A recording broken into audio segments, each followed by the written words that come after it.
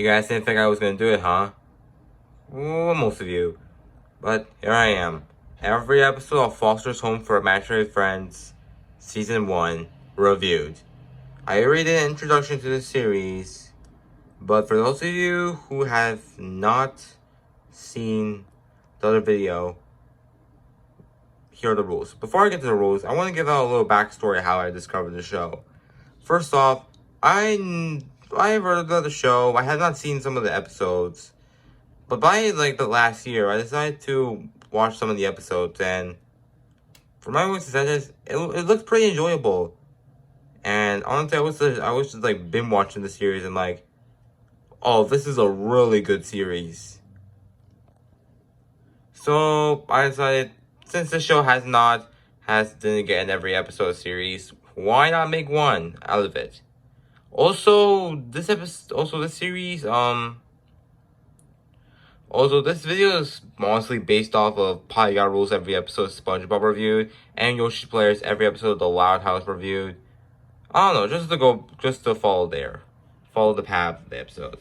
But anyways, let's start every episode of Foster's Home for Imaginary Friends, Season 1, reviewed. Or I'm just gonna call it Foster's Home because the metaphor is too long. Okay, I just want to say these are the rules. These are my opinions, and some of the videos may be in parts. Now, like I said, I'm not sure if I want to do all the seasons. I think I'm only going to be doing Season 1.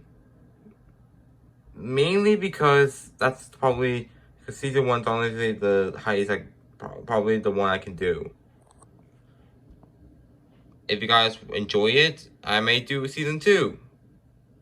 But, let's just get started. Episode 1 to 3, House of Blues. After forced to be given up his imaginary friend, Mac kicks Blue to Foster's Home for Imaginary Friends. So we got our first movie based off of. So this is one of the shows that premiered during Cartoon Fridays, or Cartoon Network Fridays if it was with Brandon Sales 3 or 4. But anyways, let's get some positives out of the way. And first off, I like for that how they tried to get Blue back, because Terrence supposedly borrowed Blue. I think he borrowed Blue, and I don't know what he's gonna do to him, so they had to get him back. But and I really like the first ad because of its action scenes. And I really like the end where Blue gets to stay on Foster so Mac can see him every day. It was kind of a great ending. What about the rest of the episode? It's funny. I like the scene where they tried to not have Blue get adopted. And the Scooby-Doo chase scene was really good. I also this episode also has some emotional moments, like Mac missing Blue, which actually made me cry. Okay, I should not say that. But this episode does have its flaws. First off, its beginning wasn't that good. Terrence being a jerk to Mac and Blue, and while Terrence did get punished, Mac has to give up his imaginary friend, Mac's mother tried to help him, but that comes across as really cruel, since Blue is the only friend Max had, and telling her to give up is kind of a little harsh. But even when those aside, this episode is still really fun. It was a really good series premiere for the series. I think I'm gonna get this one a home for great episodes. It's a really good premiere for the series. Episode 4, Stores. The characters go to the mall to buy decoration for Matt Foster's birthday party. Hands down, the best part of this episode is Blue's quote, "You rip-off artist." I don't know, but that comes across as really funny. I also like the pacing of this episode. So the characters splitting up to buy presents for Matt and Foster. It was really good. I also like the scenes with Frankie. They were really hilarious. And but also I like the scenes with Ed Wilder. He was just so funny. The fact people try to help him, and the fact he doesn't want fact they think they're strangers was something that was just really fun to watch. But anyway, however, there were some flaws about this episode. I did not like Blue getting a massage. So he's like going blah blah blah blah, and the scenes with the house were kind of boring. Although the end was kind of funny, where Coco like kicks Blue in the shin. She calls him a rip-off artist. It was kind of funny. Oh, and speaking of Coco, she doesn't really contribute much to this episode, as she just only appeared just to become a cop and a fast food employee. Also, I really I like how every character gets a chance to shine. Frankie and Mac trying to get the other friends. Blue being funny, Aguado being funny, Coco being funny, and Will being nice. And I also loved the scene with the cops. They were really funny. Funny how the characters were being chased down by the cops. It was kind of funny. So I'm giving this a home for great episodes. It was a really good episode. Episode 3, The Trouble with Scribbles. Blue finds out that the secret door is filled with scribbles. So here we are. Our first episode that I'm kind of mixed on. First off, I would say that I did like the scene.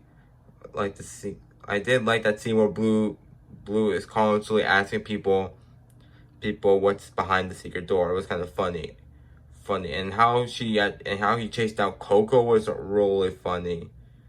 I also kind of like the fact that the scribbles are helping out each other, helping out around the house. That's something scribbles I wouldn't expect for them to do. I also like the fact that the scribbles are actually imaginary friends. That's something we have not heard of. Just random stuff becoming friends. It was kind of great. However, as much as the first half was funny, I did like the beginning where everyone's cleaning it, and then Blue's like, he's cleaning the air. Yeah, and I like how the fact he tries to open the door with Frankie and Mr. Herman was kind of funny. Although this episode does have problems. First off, the second half was kind of boring. It's just the scribbles helping out, and it's kind of boring. Also, the ending was not really that funny. Blue scribble, where they can only keep one scribble, and Frankie hopes that it will be doing the chores, and Blue thinks it's his, and it turns out it's Blue's. And they proceed to blow raspberries at each other, and then Blue does that really unfunny scene where he blows raspberries at the viewer. That was kind of gross. Ultimately, this episode gets an average episode rated. Well, making it its first average episode. I don't hate this episode. I don't like it either. Episode 6, Busted. That after Blue breaks a vase, he tries to cover it up without getting caught. So no surprise that this is the first episode I saw of the series, and first what this is, it's really good. I like the scenes with Blue not moving. Like the scene where Blue is just doing this, like, I'm not moving. And also I like the beginning where Blue is constantly getting pampered by how Mr. Aramek keeps telling Blue about the rules, and him getting annoyed at it was really funny.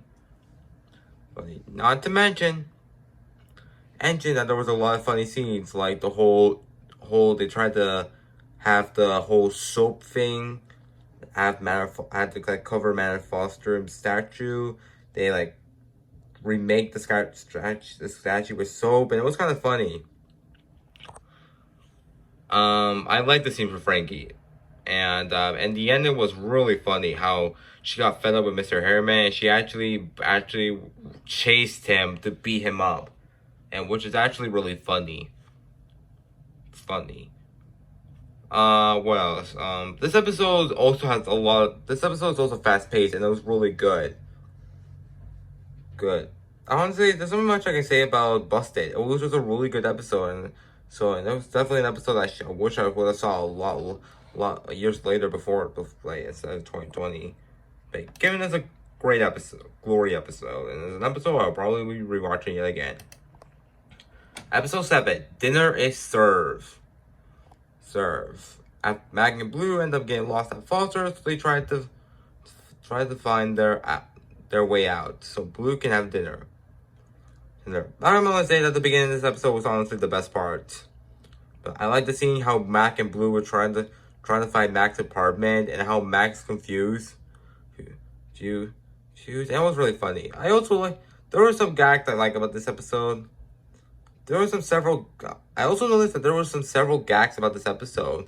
How Mac and Blue were trying to find a way out of Foster's, and then Waldo, Will, and Coco were trying to find them. There were a lot of gags in this episode. However, I do have some problems with this episode. First off, this episode is boring. So not much happens. It's just the characters getting lost, and they had to find out. Also, Duchess was here, and I'm just gonna come out and say I do not like Duchess. She just comes across as annoying, and it's just really unfunny. And the scenes for her were really not good. And yes, there were funny scenes like how Mac and Blue were at like the beginning, and how Mac and Blue fight each other, and also this funny quote like, "Blue, you stupid, you ruin everything."